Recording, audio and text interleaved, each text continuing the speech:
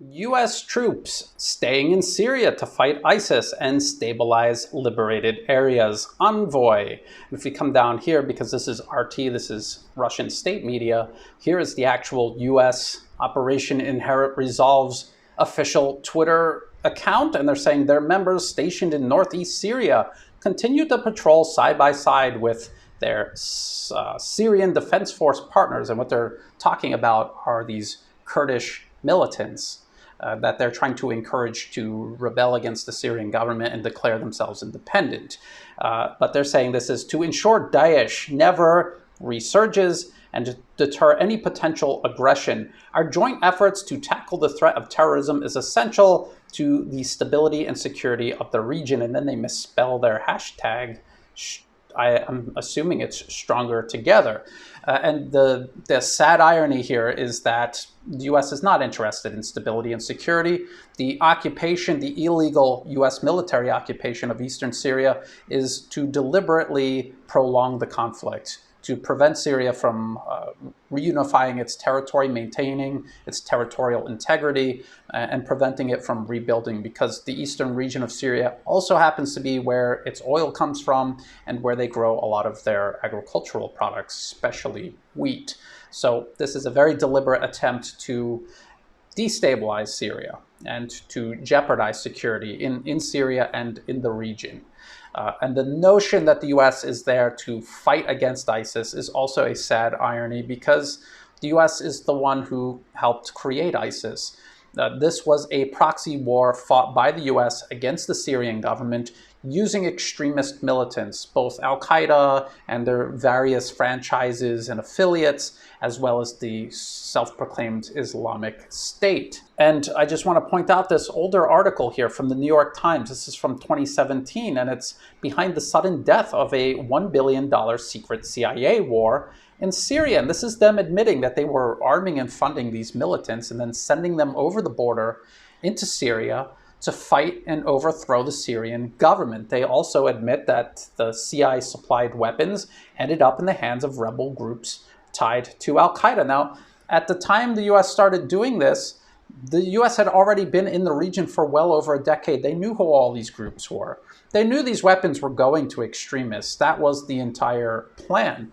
And if we keep going here, they're talking about American intelligence officials estimate that the Nusra Front now has as many as 20,000 fighters in Syria, making it Al-Qaeda's largest affiliate. You have to ask yourself, if the U.S. wasn't deliberately arming and funding Al-Qaeda, they were giving billions of dollars of weapons and training and equipment to these so-called moderate rebels, who was giving al-Nusra and Al-Qaeda this much more weapons and equipment that allowed them to dominate the opposition and basically wipe the moderate rebels off the map? And the answer is there never was any moderate rebel force.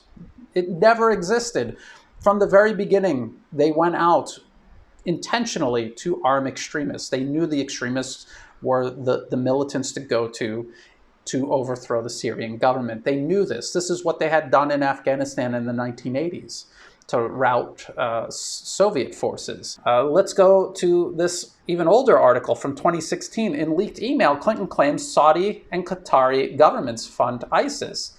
And this is an email where Clinton claims we need to use our diplomatic and more traditional intelligence assets to bring pressure on the governments of Qatar and Saudi Arabia, which are providing clandestine financial and logistical support to ISIL and other radical Sunni groups in the region. But of course, the U.S. admits its own billion-dollar arming program was contributing to this. And Saudi Arabia and Qatar are allies of the U.S. In many ways, they would not exist the way they do without constant U.S. support. If the U.S. wanted to station its troops somewhere to stop the resurgence of ISIS, probably the best place for them would be in Riyadh or Doha. But that will never happen because, again, the entire plan was to use these extremists as a mercenary fighting force. So my final point here is that the U.S. is not in Syria to stabilize anything. They're there to complicate reconstruction, to destabilize the country further, and if the opportunity presents itself in the future,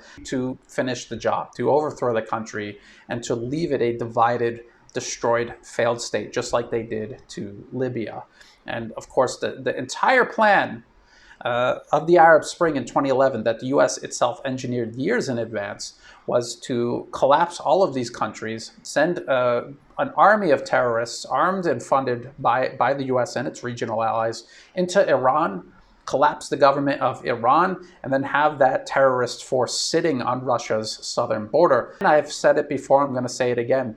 US senators like US Senator John McCain had said at the time that the Arab Spring was a virus that was ultimately going to attack Moscow and Beijing. That's what he meant by that. It was meant to collapse all of these governments friendly to Moscow and Beijing, turn the entire region from North Africa to Central Asia into a disaster, to encircle and contain both emerging superpowers, and then eventually encroach on their borders with instability and armed chaos. So the Syrian conflict is still going on. The US military occupation is ongoing. They admit it. And when you read statements like this from Operation Inherent Resolve, it really, you get the sense that it's never going to end, just like in Iraq, just like in Afghanistan. And while the US claims that Russia and China are these huge threats to global peace and stability, it's the US and its own allies who are militarily and quite illegally occupying entire countries with their armed forces. It's unbelievable, the projection of accusing these nations of doing what the US itself is doing. And this isn't whataboutism, because Russia and China aren't doing anything like this. It's just the US and its allies. They are the greatest threat to global peace and stability right now. And don't let anyone try to tell you otherwise. If you thought this video was useful, please like and share it. Think about subscribing. It's free to do and it helps the channel grow. Check the video description for the links to these articles, as well as to ways you can help support my work, like by becoming a Patreon member. I give my Patreon members extra content.